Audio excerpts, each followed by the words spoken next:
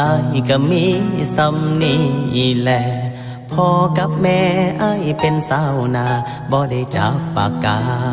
จับแต่ขาดแต่ไทยสั้นหมอปลายอ้ายเฮียนบ่จงก็ย้อนว่างบอ้ายมันบ้านปลายมีแต่ไปเลี้ยงควายนอนเฝ้าหน้ามูลพออ้ายอยากไปขอน้องแต่งงานค่าดองหลายล้านอ้ายสิเอาหยังกินอ้ายก็มีซ้ำที่เจ้าเห็นอ้ายก็เป็นคนธรรมดาบ่มีโตโยตามีแต่รถเวฟจี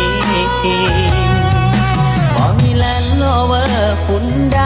มีแต่รถท้ายไงจนวินให้ตนอ้ายคนติดดินมีเขากินก็ถือว่าบุญ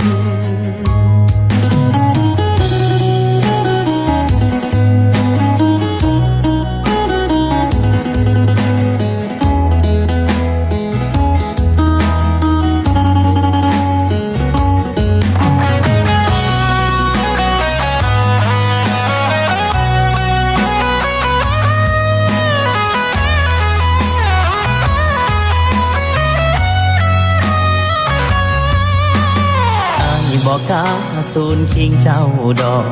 คนบ้านนอกด้อยน้ำสกุลคงบ่มีบุญได้อุ้มเจ้าเข้าเฮือนหอ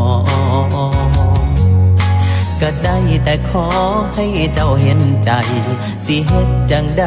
อ้ายเงินบ่พอสิขายหน้ามูลพอกะย่านบ่มีเขากินอ้ายอยากไปขอน้องแต่งงานค่าดองหลายล้านอ้ายสิเอาหยังกินอ้ายก็มีซ้ำที่เจ้าเห็นอ้ายก็เป็นคนธรรมดา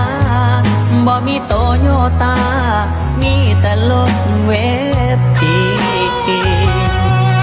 บ่มีแลนด์โรเวอร์หุ่นใดมีแต่รถท้ายไงจนวินให้ตนอ้ายคนติดดิน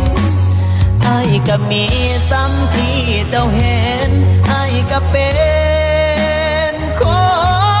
นธรรมดาสามัญบ่มีปีกบินบ่มีแลนด์โรเวอร์หุ่นใดมีแต่รถท้ายไงจนวินให้ตนอ้ายคนติดดิ